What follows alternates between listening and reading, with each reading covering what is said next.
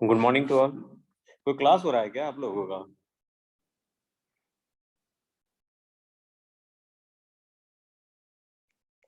Shubham,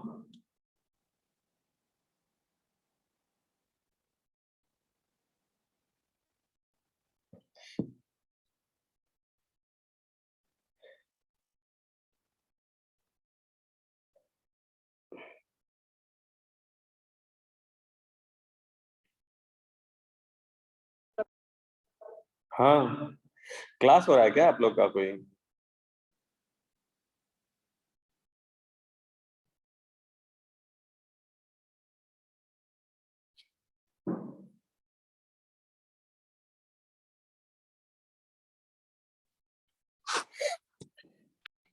good morning to all.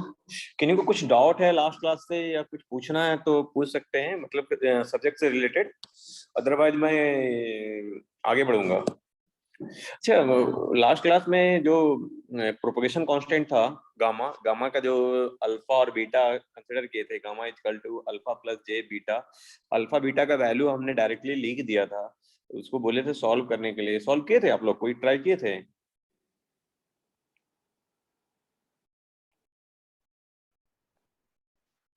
हाँ या नहीं? कुछ तो जवाब होगा जी। किए हैं चाहे नहीं किए हैं, या कोशिश नहीं किए हैं, या कोशिश किए नहीं हुआ। कितने लोग हैं जो कोशिश किए या नहीं हुआ? अटेंडेंस दे दीजिए आप। हाँ, आप लोग नेम और roll number post, sorry name अपना पोस्ट कर दीजिए मैसेज बॉक्स में, ठीक है?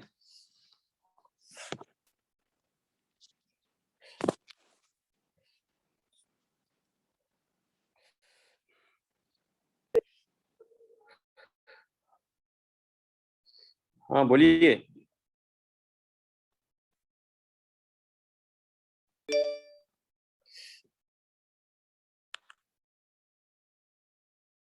देखिए, लास्ट क्लास में gamma square equal to J omega mu और सिग्मा प्लस जे ओमेगा एप्सिलॉन कंसिडर किए थे। उसको मैं अल्फा और बीटा को सॉल्व किया हूँ, ऑलरेडी मैं सॉल्व करके रखा था। तो उसको, उसमें टाइम हम किल नहीं करेंगे, वो सॉल्व करके आपको यहाँ पर है, आप सॉल्यूशन में शेयर करूंगा गूगल क्लासरूम में, तो आप वहां से आप चेक कर सकते हो। अगर किन्हीं को कुछ डाउट होगा तो आप पूछ लेना। और ये जो सॉल्व अल्फा का सॉल्व किया हूँ, बीटा को उस बस अल्फा में ऐड किया हूँ, तो वो आया है। बीटा में सब्ट्रैक्ट कर लेंगे तो आ जाएगा, तो आप उसको देख के आप कर सकते हो। नहीं भी करोगे तो याद रहेगा वैल्यू, तो उतना कोई दिक्कत नहीं है। अल्फा और बीटा में अंतर क्या है? सिर्फ अल्फा में -1 है और बीटा में लाके +1 है, बाकी सब चीज सेम है और कोई डिफरेंस नहीं है। उसके बाद हम लोगों ने लास्ट क्लास में इक्वेशन हम लोग डिराइव किए थे। Del square E S equal to del square E S minus gamma square E S equal to 0 और del square H S minus gamma square H S equal to 0। एक को लेके चलेंगे और दूसरा उसी से प्रोपोर्शनल होगा, तो वहीं तक हम लोग उसको देखेंगे, ठीक है? तो एक को लेके चलते हैं। Late us consider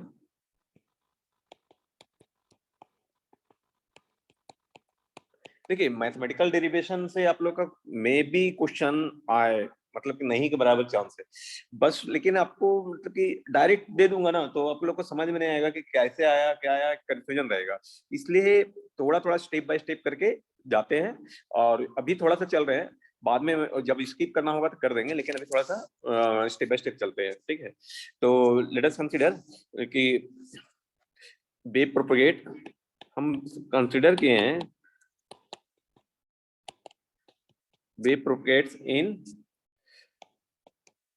along plus a z direction, मतलब z direction plus z direction, and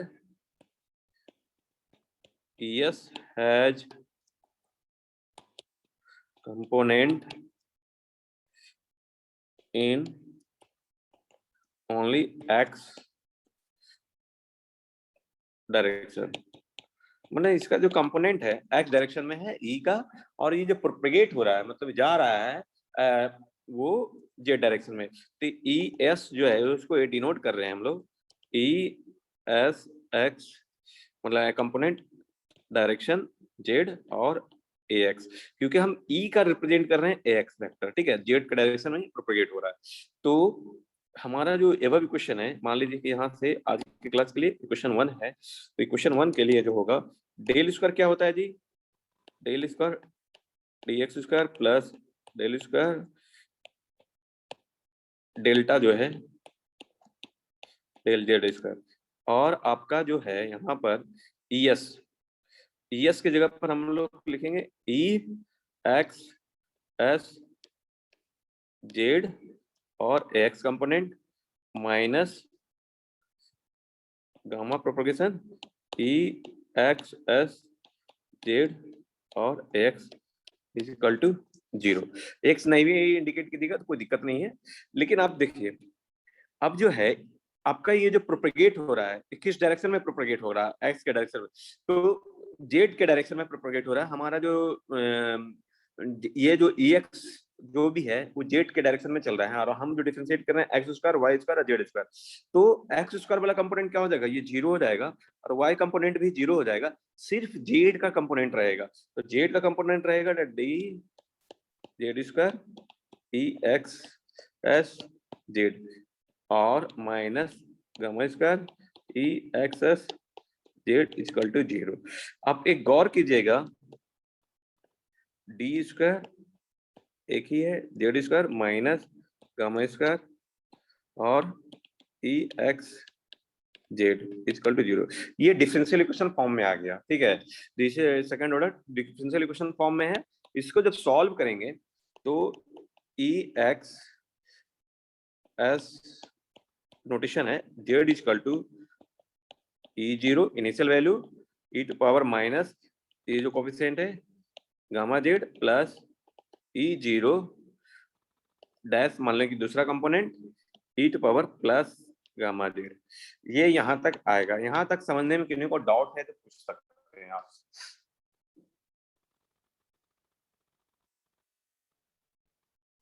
यहाँ तक समझने में किसी को डाउट है तो पूछ सकते हैं। ये अगर आप डिफरेंशियल इक्वेशन पढ़े होंगे, डिफरेंशियल इक्वेशन नहीं पढ़े होंगे तब पढ़िएगा, तो फिर आपका क्लियर हो जाएगा। तब तक आप ये याद रखिए कि इसके जगह पर ये हम लिख सकते हैं डिफरेंशियल इक्वेशन में। यहाँ तक किसी को डाउट है तो पूछिए।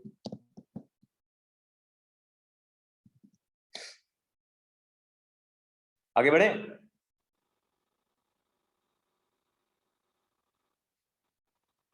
कोई रिप्लाई नहीं, आगे बढ़े या नहीं बढ़े? बढ़िया सर। हाँ, तो रिप्लाई करना होगा बाबू, नहीं तो किसी को और डाउट है तो पूछ लो, फिर बाद में ऐसे लास्ट में मत बोलना कि भारत कोई डाउट हाँ अभी सर, तक? नहीं सर अभी नहीं है सर। हाँ, बोल देना बीच में, नहीं तो जानते हो तुम लास्ट में बोलोगे ना तो सबको रिपीट करेंगे तो सबको टाइम लॉस होगा ना, तो बीच में जहां पर कंफ्यूजन होगा तो बोल देना, ठीक है। तो where E0 and E0 dash are constant, ठीक है, ये कांस्टेंट है। और अब हम देख रहे हैं कि कांस्टेंट है बाबू, लेकिन हम जब जेड जो हम जेड के डायरेक्शन में प्रोपेगेट हो रहा है, जेड अगर हमारा इन्फिनिटी जाएगा तो यहाँ पर जो हम वैल्यू रखेंगे जेड इक्वल टू इन्फिनिटी, तो क्या हो जाएगा, ये पूरा टर्म, ये वाला जो टर्म है ये जो वाला टर्म जो है ये इन्फिनिटी दे देगा, जो कि जेड हमारा जेड डायरेक्शन पर जो वेव हमारा प्रोपेगेट कर रहा है, तो जेड टेंड टू इन्फिनिटी पर, मतलब कि बहुत लार्ज स्केल डिस्टेंस जाने के बाद ऐसा नहीं होना चाहिए कि वो इन्फिनिटी आ जाए वैल्यू। वैनिश हो सकता है क्योंकि एम्पलीट्यूड डिक्रीज करते हुए वैनिश हो सकता है, लेकिन इन्फिनिटी नहीं आएगा, इन्फिनिटी वैल्यू नहीं आएगा। जो हमारा क्या होना चाहिए कि फाइनाइट वैल्यू आना चाहिए हमेशा। In fact the field must be finite value at infinity. तो ये वाला जो है ये अनवैलिड हो जाएगा, इसको हम लोग रिमूव कर सकते हैं। देखिए लिखता हूं एक point, the field must be finite at infinity, मतलब फील्ड जो है हमारा वो must be finite in at infinity. So आपका ई जीरो डैश कंपोनेंट क्या होगा, वो जीरो लेंगे तो हमारा ई एस एक्स जेड जो है बच जाएगा E zero e to minus gamma Z, ये हमारा बचा। ठीक है, और ठीक है ये है। अब क्या है कि हम जो अभी तक जितना हम लोग कर रहे थे वो सिर्फ जिसमें कि एक्स कंपोनेंट में हमारा इलेक्ट्रिक फील्ड है और जेड में प्रोपेगेट हो रहा है, यहाँ पे टाइम का इफेक्ट नहीं आ रहा था। जब हम टाइम का जब इफेक्ट लाना होता है तो हमको e to power J omega t से आपको मल्टीप्लाई करना होगा। तो इसमें समझने का कोशिश कीजिए। यहाँ पर मान लीजिए कि e to power J omega t है, ठीक है, तो इसको हम लोग लिख सकते हैं कॉस ओमेगा टी प्लस जे साइन ओमेगा टी। यहाँ तक इन्हीं को डाउट है तो बोलिए। ई जो ओमेगा टी को हम लोग कॉस ओमेगा टी प्लस जे साइन ओमेगा टी लिख सकते हैं, इसका यूलर्स फॉर्मूला है। ये आप 10th में भी पढ़े होंगे या डिप्लोमा में भी पढ़े होंगे। तो real part of E to power J omega T equal to क्या हो जाएगा, कॉस ओमेगा टी हो जाएगा। ठीक है, कॉस ओमेगा टी हो जाएगा। यहाँ तक इन्हीं को डाउट है तो बोलिए।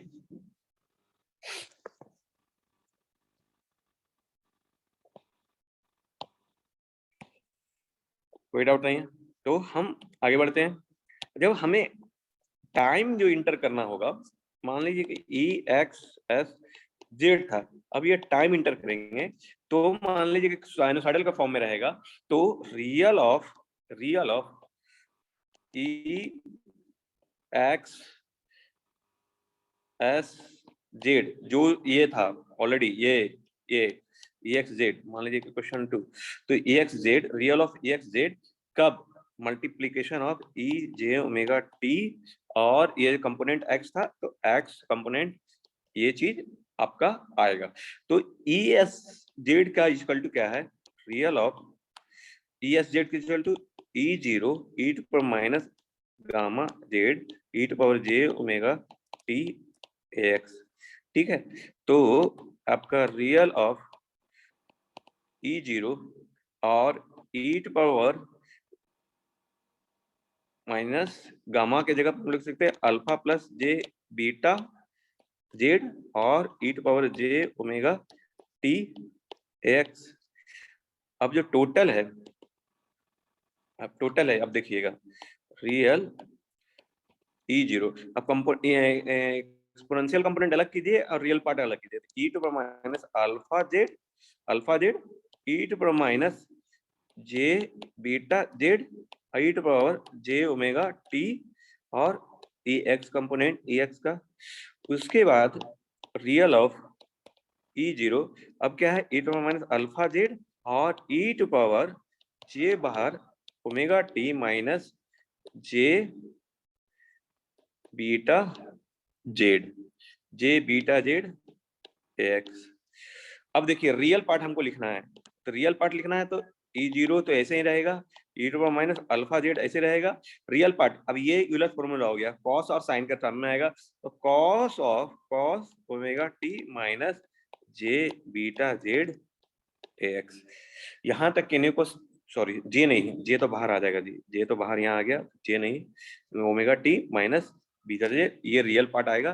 तो आपका ई एक्स ई जेड टी, आपका जो जेड टी के फॉर्म में जो ई जेड टी, तो आपका E0 E minus alpha z और cos omega T minus beta z x.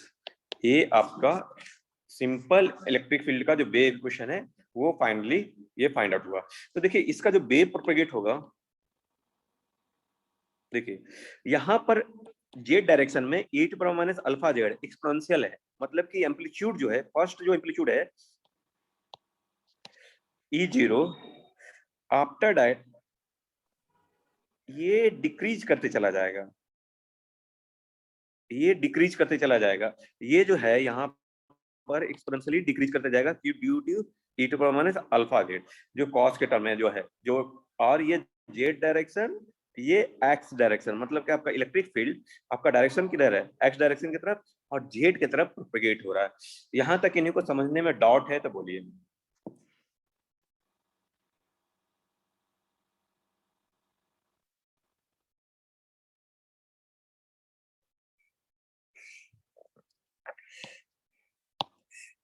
कोई डाउट नहीं? तो सिमिलर वे से H Z T equal to S0 e to minus alpha z और cos omega t minus beta z x, हम लोग sorry x नहीं ए Y, ये जो है अगर एक्स डायरेक्शन में है तो ये वाई डायरेक्शन में होगा मैग्नेटिक फील्ड, और ये दोनों दोनों एक दूसरे के परपेंडिकुलर होता है और वेव ऑफ प्रोपगेशन से भी परपेंडिकुलर होता है। ये इस तरह से आपका वेव इक्वेशन ये फाइंड आउट होगा। यहाँ तक इन्हीं को डाउट है तो बोलिए। जहां पर कि E0 और H0 initial electric field and magnetic field है, तो ये दोनों के बीच में जो रिलेशन है, आप ये जो इक्वेशन आपको फाइंड आउट हुआ है, ये इक्वेशन मैक्सवेल थर्ड और फोर्थ में रखोगे आप, Maxwell equation third and fourth में रखोगे और वहां पर डिफरेंशिएट मतलब कि डेल क्रॉस एच और डेल क्रॉस ई वहां से आप सिंप्लीफाई करोगे तो ये दोनों के बीच में जो रिलेशन आएगा वो रिलेशन ये आएगा H0 इक्वल टू, आप कोशिश कीजिएगा ईटा, नहीं तो हम इसको करेंगे, और इसके equal to J omega mu upon sigma J omega epsilon, ठीक है ये आएगा। और इसको हम लोग कह सकते हैं मॉड ऑफ और एंगल थीटा एन, तो वो एंगल कैसे निकलेगा थीटा एन, अब देखिए इसको सिंप्लीफाई करते हैं तो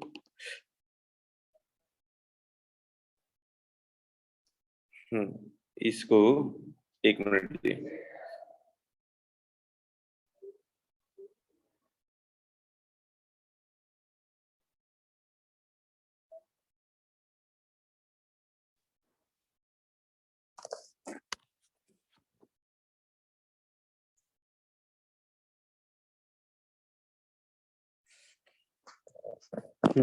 तो आप जब इसको रियल पार्ट और इमेजिनरी पार्ट अलग करोगे, डिफरेंशिएट करोगे, तब आपको थीटा एन फाइंड आउट हो जाएगा, क्योंकि टेन जैसे कि एक्स प्लस जे वाई है और एंगल फेज टेन थीटा यहाँ से निकालना है, तो सॉरी थीटा निकालना है, इस दोनों के बीच का फेज एंगल थीटा देखना है, तो tan inverse imaginary part upon x part, तो वो कैसे होगा, वो कितना आएगा वो मैं लिख देता हूँ। तो ये इसकी equal to mod of magnitude mu upon epsilon upon root under ये रूट नहीं ब्रैकेट एक minute 1 plus sigma omega epsilon का स्क्वायर अपॉन 1/4, मतलब कि ये मॉड ले रहे हैं जिसके कारण एक और 1/4 आ जा रहा है, और यहाँ आपका tan two theta N equal to sigma omega epsilon ये वैल्यू आएगा। तो आप इसको मतलब कि सिंप्लीफाई करने का कोशिश कीजिएगा, कर भी उससे भी कर सकते हैं, और नहीं तो अदरवाइज आपको याद भी रहेगा तो इससे काम हो जाएगा, उसमें कोई दिक्कत नहीं है, ठीक है। तो यहाँ तक कोई डाउट है तो बोलिए। मीटा मोड जो लिए सर अंडर रूट ये वाला कहाँ से आया सर, तो सिंपलीफाई क्या करना चीज क्या चीज, ये लेमडा कहाँ से आया ये चीज? नहीं सर, हाँ तो सर, हाँ यही ना, आप जब से हाँ देखिए आपको ये जो है आपका जो ई जो आया है, ई और एच जो आया है, उसको मैक्सवेल का थर्ड और फोर्थ में रखिएगा। मैक्सवेल क्वेश्चन जो है आपका है ना, उसको देखिए बता रहा हूँ। Del cross E S equal to minus j omega mu H s और del cross H S equal to sigma J omega epsilon E s. इसको सिंप्लीफाई कीजिएगा। ये देखिए डेल क्रॉस एच मतलब आपको डिफरेंशिएट करना है जेड के फॉर्म में, यहाँ भी डिफरेंशिएट करना है जेड के फॉर्म में, और इससे फिर जब कोरिलेट कीजिएगा, मतलब कि आप जो कोरिलेट करने लगिएगा तो कोरिलेट के लीजिएगा तो ये जो कांस्टेंट टर्म आएगा, मतलब एच जीरो और ई जीरो के बीच में जो रिलेशन है वो ये कांस्टेंट टर्म में ईटा आएगा, और इसका वैल्यू रूट अंडर जे ओमेगा म्यू और सिग्मा प्लस जे ओमेगा एप्सिलॉन आएगा। आप उसको करके देखिएगा, नहीं होगा तो फिर नेक्स्ट क्लास में हम कर देंगे। और फिर सर ये क्लियर नीचे हुआ? वाला जो था, हाँ सर, और फिर नीचे वाला जो मोड ऑफ लेमडा लिखे है sir, under root U by हाँ, म्यू बाय अब ये एप्सिलॉन। नीचे वाला में प्रॉब्लम हो रहा है, तो हाँ नीचे वाला प्रॉब्लम के लिए तो इसको आप ये जो है इसको दोनों ऊपर और नीचे कम्प्लेक्स के पार्ट में है, आप जब इसको और कम्प्लेक्स लोगे तो उसके बाद मतलब कि मान लो कि एक है t equal to X plus J Y, मान लो कि जे वाई है सिंपल, और नीचे है x1 plus J Y one, ठीक है। जब आप मॉड लोगे, इसको मॉड टी लिखोगे तो क्या वाई स्क्वायर, क्योंकि कंपोनेंट जीरो है, फिर ये root under x1 square plus y1 square होगा। तो आप जो है इसी चीज को आप यहाँ पर ये चीज को रीअरेंज करके लिखा है, लेकिन आप बोलोगे तो मैं कर देता हूँ, एक और मॉड चढ़ जाएगा। देखो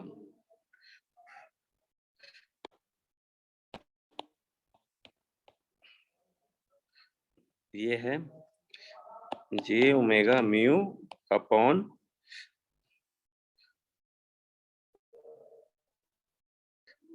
सिग्मा प्लस जे ओमेगा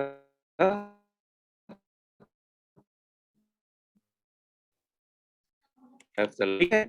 आप मतलब कि मॉड स्क्वायर कर लो, थीटा स्क्वायर कर लीजिए j omega mu upon sigma plus जे ओमेगा एप्सिलॉन। अब इसका मॉड लीजिएगा तो ऊपर का पार्ट रूट अंडर तो omega square mu square root under, फिर root under sigma square plus omega square epsilon square. यहाँ तक तो क्लियर है कि कोई डाउट है? नहीं सही है। और से आप देखो कि ये ओमेगा और एप्सिलॉन स्क्वायर कॉमन लेंगे तो ओमेगा एप्सिलॉन आ जाएगा root under 1 plus sigma upon omega epsilon का होल स्क्वायर आ जाएगा, ठीक है। और तो ओमेगा ओमेगा कैंसिल आउट हो जाएगा और ये ऊपर चला जाएगा, म्यू और एप्सिलॉन चला जाएगा, तो root under 1 plus sigma omega epsilon square आ जाएगा। और ये मॉड ऑफ स्क्वायर था, मॉड था। अब इस मान लीजिए कि इसको हम लिख सकते हैं मॉड ऑफ का स्क्वायर, तभी फिर रूट मॉड एन लोगे तो रूट इधर आ जाएगा, तो रूट फिर से आ जाएगा, तो ये इसके ऊपर root mu upon sigma upon ये जो हाफ था इस पर फिर हाफ पावर हाफ तो मल्टीप्लाई हो जाएगा सिग्मा एप्सिलॉन स्क्वायर 1/4। अभी भी क्लियर है? नहीं हुआ तो बोलो। हो गया सर। हो जाएगा, हाँ है ना? तो कुछ सर चीजें हैं कि म्यू आपको खुद से स्क्वायर करना होगा पड़ेगा, ना मतलब कि क्या चीज? सर, म्यू अंडर रूट में mu square by epsilon hello, square होगा ना सर? अंडर लास्ट में रूट, मॉडुलस एन लिए ना, तो root under mu square last by में जो epsilon. Under root mu square कहाँ होगा भाई? ये तो ऑलरेडी रूट के अंदर जो है स्टेप नहीं करते सर, जाओ ना, रूट यहाँ पर ये अंडर। खाली इमेजिनरी। क्लियर हुआ? अच्छा हाँ ठीक है सर, ठीक। ठीक ठीक ठीक है। तो हाँ हाँ ठीक है, तो आप ये चीजें, ये मैथमेटिकली तो पार्ट था उतना, आप लोग उसको करके देख लेना स्टेप बाय स्टेप। अब जो है या बेबी क्वेश्चन में यहाँ तक कोई दिक्कत नहीं है। अब जो है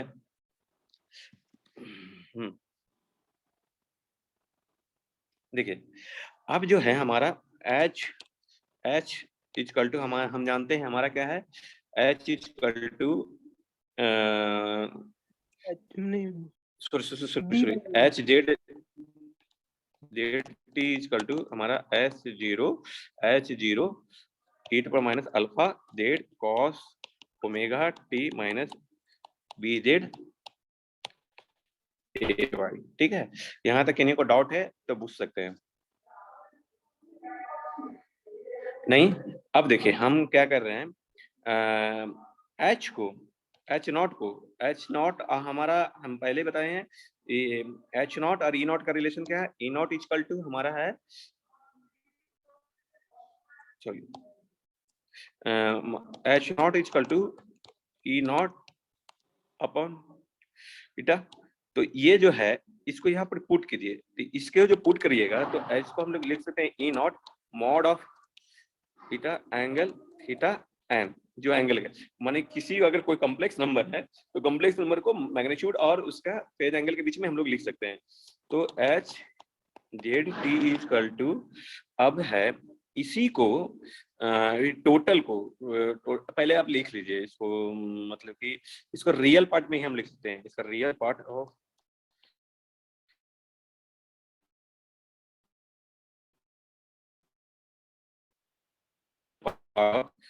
H0 minus alpha T minus beta Z A Y. आप जो है E0 लिख दीजिए H0 के जगह पर, रियल पार्ट ऑफ तो E0 मैग्नीट्यूड फेज एंगल और e to minus alpha Z e to power J omega T minus beta Z A Y. Sometimes आपको जो लिखा हुआ रहेगा मतलब कि जेड का इक्वेशन एच का इक्वेशन, तो कंफ्यूज नहीं होना है की के टर्म में। तो E0 अब इसको अब रियल पार्ट हटाइए, mod of e to minus alpha z और कॉस इसके अंदर फेज डिफरेंस होगा omega T minus beta Z minus theta theta a y. तो वहां पर कंफ्यूजन नहीं होना आता है। इसी तरह आपका ई का भी एच के फॉर्म में लिखा रह सकता है, तो उससे कंफ्यूजन नहीं होना है। तो ये इस तरह से आपका सिंपल वेव इक्वेशन आपको लिखा रह सकता है। यहाँ तक किन्हीं को कोई डाउट है तो बोलिए अभी भी। सर थीटा एन कहाँ से? देखिए हम क्या चीज जीटा एन कहाँ गया, थीटा हाँ minus N, theta minus N. Theta minus theta N है जी। माइनस थीटा एन इसलिए आएगा कि ये फेज रिप्रेजेंट कर रहा है ना, ई नॉट अपॉन जो एन है मॉड ऑफ एन मान लीजिए, और ये एंगल ऑफ थीटा एन, ये तक फेज रिप्रेजेंट कर रहा है। तो फेज रिप्रेजेंट कर रहा है तो वो आपका ये भी फेज है, तो वो सब्ट्रैक्ट होगा अपॉन, अब नीचे है वो सब्ट्रैक्ट होगा। तो जो रियल पार्ट जब हटाएं तो cos cos cos beta omega T minus beta Z minus theta N वो लिखे हैं। अभी भी डाउट है तो बोलिए।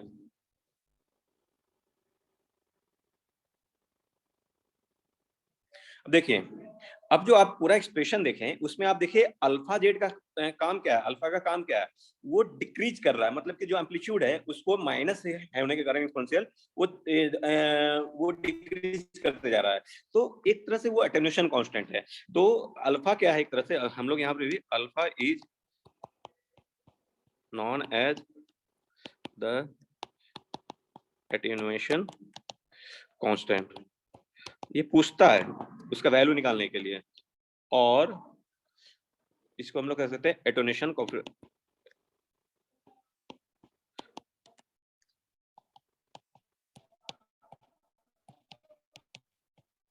कोफिशिएंट ऑफ द मीडियम, क्योंकि डिफरेंट मीडियम का डिफरेंट होगा, क्योंकि अल्फा जो है आपका सिग्मा सिग्मा म्यू एप्सिलॉन ये सब पर डिपेंड कर रहा है, तो वो चीज वो आएगा। और बीटा क्या है, फेज शिफ्ट। आप देखेगा यहाँ पर बीटा क्या है, ये जो बीटा जो है आप देख रहे होंगे कि बीटा जेड आपका क्या है, ये जो फेज शिफ्ट हो रहा है उसमें जो फेज शिफ्ट हो रहा है ओमेगा टी टी, और यहाँ पर ये जो क्या है ये बीटा जेड फेज शिफ्ट के लिए है, तो वो आपका फेज शिफ्ट है।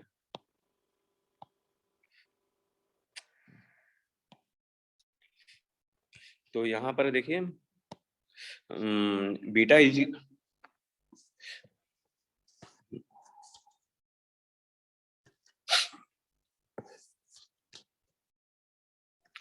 Beta is known as phase constant और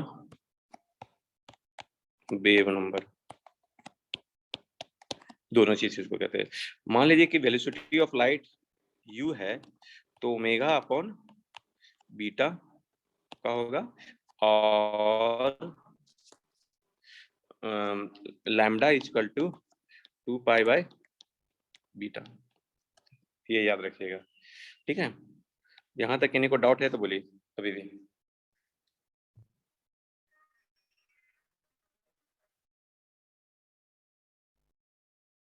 इसको सर डिराइव करने से कुछ नहीं लगता, खाली याद रखना होगा। क्या चीज क्या इसको खाली चीज याद रखना। ये सर जो lambda equal to 2 pi by beta है sir, wavelength, beta equal to 2 pi by lambda होता है और वेवलेंथ और फेज कांस्टेंट, यहाँ से वेलोसिटी और ये wave velocity different different value पर आपको फाइंड आउट करने के लिए दिया जाएगा, फाइंड आउट करना होगा।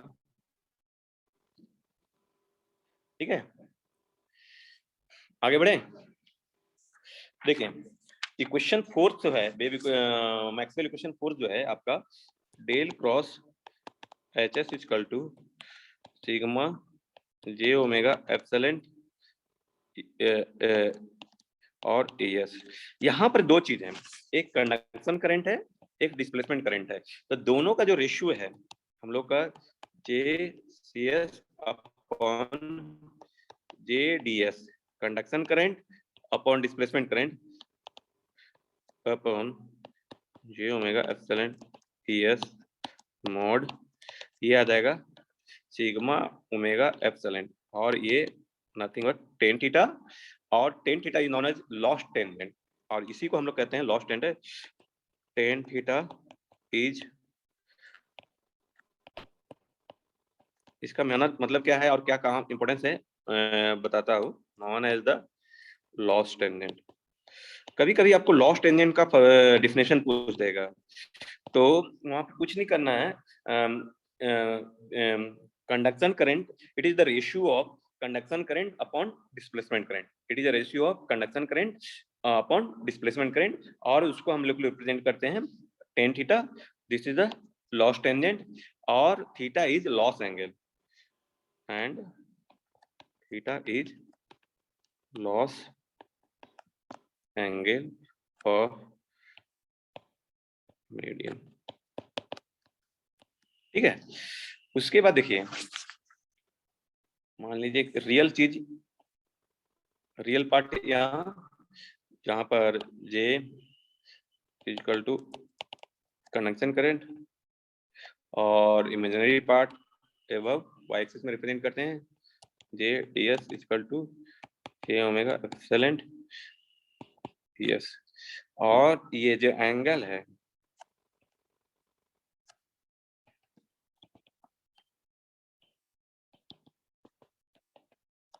दोनों, ये एंगल ये थीटा क्रिएट होगा। यहाँ तक डाउट है तो बोलिए। सर कंडक्शन करंट से इमेजिनरी करंट 90 डिग्री लीड करता है क्या? क्या चीज कंडक्शन करंट से वो जो इमेजिनरी करंट है वो लीड करता है, वो जो इमेजिनरी फेजर करंट बनाया है था जो, उसमें हाँ डिस्प्लेसमेंट करंट है उसको कहते हैं। वो डिस्प्लेसमेंट को लीड करता है। देखो ये लीड लीड लैग नहीं है यहाँ पर, ठीक है, लीड लैग नहीं है यहाँ पर। क्या है कि रियल पार्ट जो है एक्स एच डोमेन में जब बात करते हैं तो रियल को हम लोग एक्स एक्सिस में नीचे शो करते हैं और वाई एक्सिस को कहाँ पर शो करते हैं, सॉरी इमेजिनरी पार्ट को कहाँ शो करते हैं, वाई एक्सिस में शो करते हैं ना, वही चीज है ये रियल चीज एवर मैग्नीट्यूड ऊपर में इमेजिनरी पार्ट। तो सारा चीज लीड लैग वहां पर मत एक जगह मिक्स मैच मत कीजिएगा। तो ये चीज हुआ, लेकिन ये चीज जो है आपका थीटा, जो आपका वैल्यू, थीटा का वैल्यू आपको हमेशा शो करेगा कि कंडक्टिंग मीडियम है कि नॉन कंडक्टिंग मीडियम। देखिए आपको लास्ट क्लास तो ये टेन थीटा इक्वल टू ये आया, ठीक है, ये है। तो यहाँ पर देखिएगा देखिए हम लोग पहले डाइलेक्ट्रिक मीडियम के लिए क्या देखे थे, डाइलेक्ट्रिक मीडियम हम लोग को स्टडी करवाया गया था, तो उसमें डिफरेंट डिफरेंट कंडीशन के साथ ये भी था कि sigma epsilon is should be less than 1 होना चाहिए। जब ये शुड बी लेस देन 1 होगा तो आपका क्या होगा, थीटा का जो वैल्यू होगा किसके लिए होगा, थीटा का वैल्यू टेंड्स टू 0 होगा, है ना, 10 to 0 होगा, तब तो ये टेन थीटा का वैल्यू स्मॉल होगा।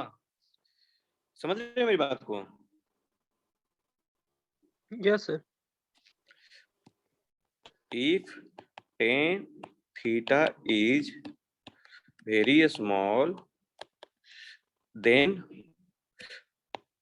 sigma epsilon is less than 1, और ये क्या होगा, आपका लॉसी डाइलेक्ट्रिक मीडियम होगा, गुड डाइलेक्ट्रिक मीडियम।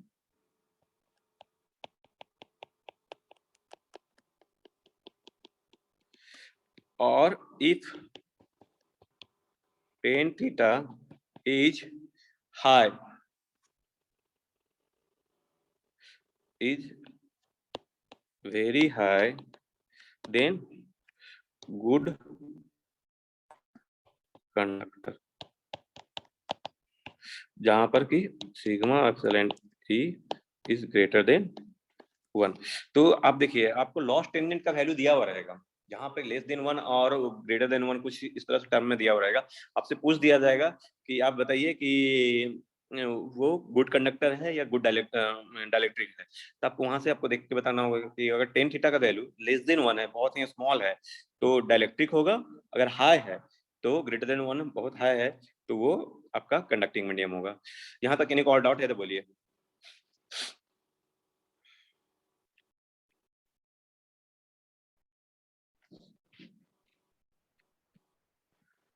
ठीक है, देखिए आज यहीं तक रहने देते हैं, उसके बाद आप इसको थोड़ा सा अच्छे से स्टडी कीजिएगा।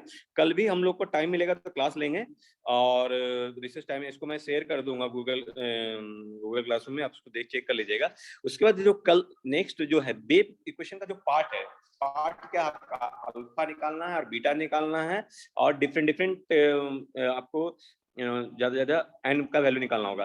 तो alpha beta in different different medium में, जहां पर कि आपका सिग्मा और परमिटिविटी या परमेबिलिटी दिया हुआ रहेगा, तो उस डिफरेंट डिफरेंट मीडियम के लिए वो क्या क्या फाइंड आउट होगा और कैसे मतलब कि फाइंड आउट होगा, वो चीज हमको देखना है।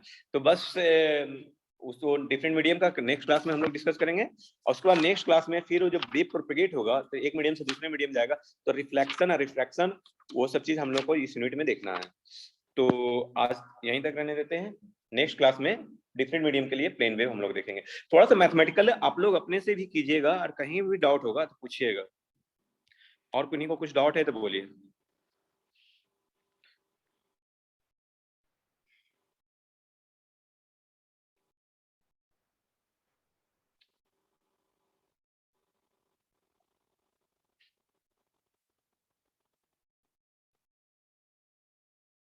नहीं डाउट है तो लीव कर सकते हैं।